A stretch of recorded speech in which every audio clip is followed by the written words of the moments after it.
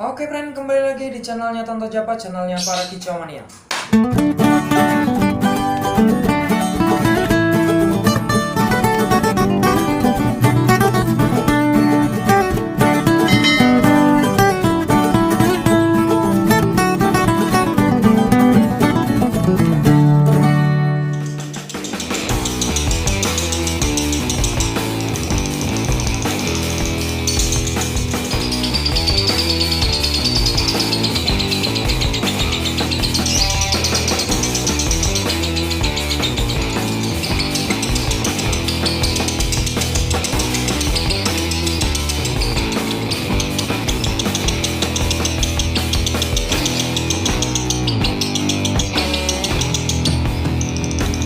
Oke friend, masih bersama gue Tanto Java. Kali ini gue mau ngebahas tentang birahi kawin dan juga birahi bunyi. Mana yang birahi kawin, mana yang birahi bunyi.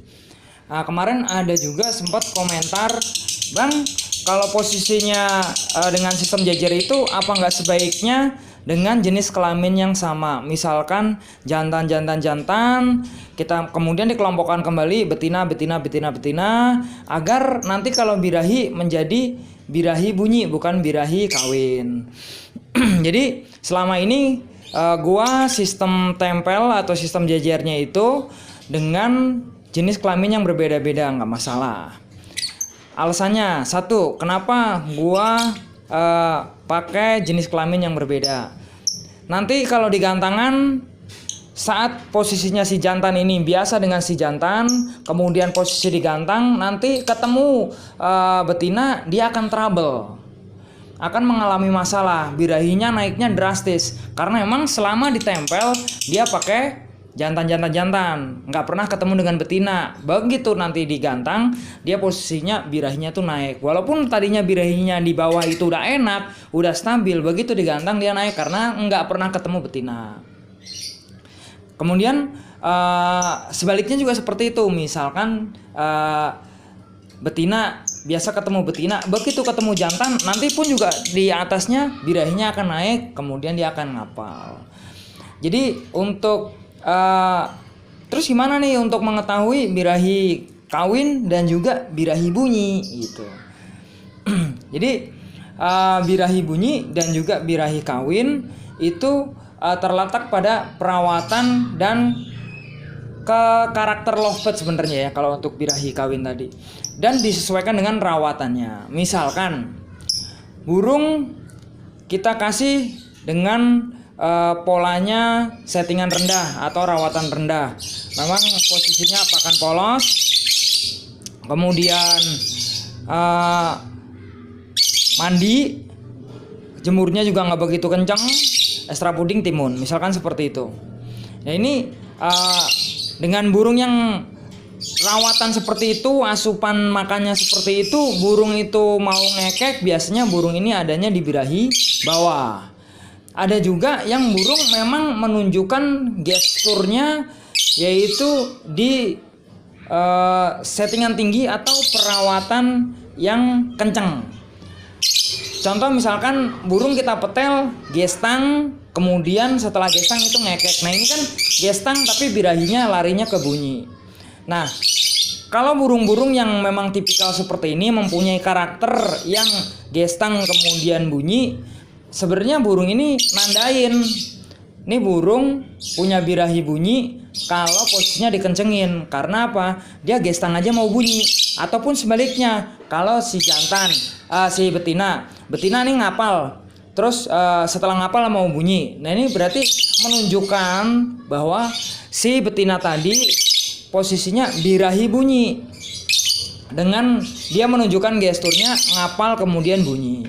Nah kalau ngapal gestang tanpa bunyi gimana nih? Berarti dia adanya di birahi rendah, yaitu dengan rawatan yang tadi, pakan polos, kemudian pola mandi 4 liter 5 kali sehari, kemudian jemurnya juga nggak begitu kenceng, ekstra bodingnya timun. Itu yang kayak gitu yang memang birahinya adanya di titik rendah.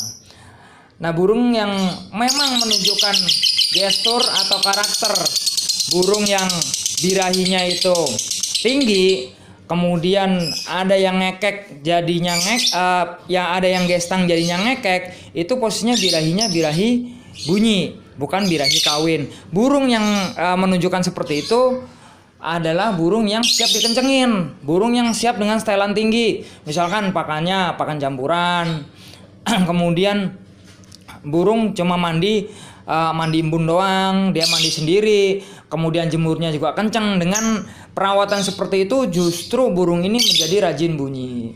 Nah, kembali lagi tujuannya adalah rajin bunyi. Kemudian sempat ada juga, Bang, kalau posisi ditempel kayak gitu dengan jenis kelamin yang berbeda, apakah efektif? Kalau mereka birahi, apakah tidak lari ke birahi kawin? Misalkan betina dicampur dengan jantan, ditempelin dengan jantan, kalau dia ngapal, apakah posisinya si betina ini nggak larinya ke bunyi, tapi larinya ke birahi kawin? Nah, gue sendiri udah ngalamin, gue sendiri udah gue coba. Jadi posisinya kalau emang dicampur seperti itu, ada kembali lagi yang tadi gue terangin di awal, bahwa ada yang memang birahinya itu ada di titik rendah. Posisi ngapal ya ngapal aja. Nanti kalau udah ngapal, emang dia ketinggian birahi, berarti kudu dimandiin lagi, direndahin lagi, seperti itu. Ataupun juga yang ngapal kemudian habis itu ngekek. Nah, ini burung berarti maunya dikencengin nih. Pakannya millet polos, dicampur kena risit, jemurnya agak kencengan, mandinya juga semaunya sendiri. Artinya mandi sendiri, yang tipikal seperti itu. Birahinya larinya ke bunyi, bukan ke kawin. Jadi justru kalau gue sendiri nandainya tuh seperti itu. Bukan untuk menggiring sistem tempel tadi, bukan untuk menggiring si jantan ataupun si betina agar larinya birahi ke bunyi gitu. Karena ada beberapa burung yang memang gestang tapi nggak ngekek, walaupun lo tempel dengan jantan, tapi kalau gestang ada juga yang nggak ngekek, karena emang itu maunya adanya di titik rendah. Kemudian si betina ada juga yang dengan sistem betina, begitu dia ngapal nggak mau ngekek, memang adanya di birahi rendah gitu. Jadi nggak semuanya larinya ke birahi bunyi. Nah, birahi bunyi tadi hanya lovebird ngasih tanda nih, gua seneng nih kalau lo kencengin untuk perawatannya. Dia begitu birahi, setelah birahi entah itu gestang entah itu ngapal, dia larinya ke bunyi.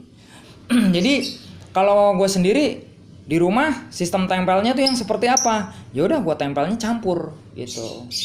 Ya sama dewasa, sama betina sama jantan sama betina, itu gue campur-campur aja. Intinya player gue adanya di tengah.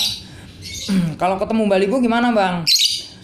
Kalau ketemu balibu sebenarnya kalau burung kita ini udah kuat banget, maka si balibunya ini akan kebawa karakter dari si dewasa tadi, player kita itu. Tapi kadang-kadang ada juga yang player kita ini udah maju, kemudian ditempelnya sama balibu, karena kita mau penyesuaian, kadang-kadang si player kita ini belum kuat banget nih, justru karakternya ngikutin ke balibu gitu. Jadi kalau gua sendiri nempelnya yang pertama, kalau belum jadi banget lah, ibaratnya di awal-awal banget, ya udah dewasa sama dewasa dulu. Mau itu jantan sama betina, mau jantan sama jantan, mau kayak gimana itu monggo silahkan, yang penting dewasa dulu. Nanti kalau udah kuat banget mau ditempel sama balibu, justru balibunya yang akan mengarah ke si dewasa, bukan dewasanya player kita ini ngarahnya karakternya ke balibu, seperti itu. Biar kuat dulu.